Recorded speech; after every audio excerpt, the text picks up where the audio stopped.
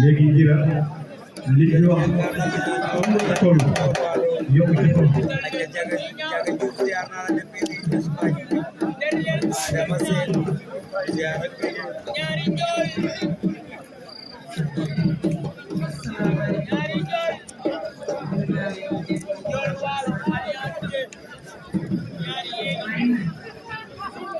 Assalamualaikum warahmatullahi wabarakatuh.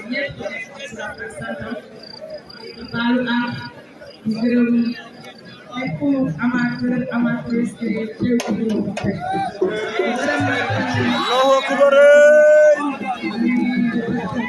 ndeysaan Ndiol bu Waalo ama fa Ñoxor Alliance Diène Ndiol bu Waalo daan na Ñoxor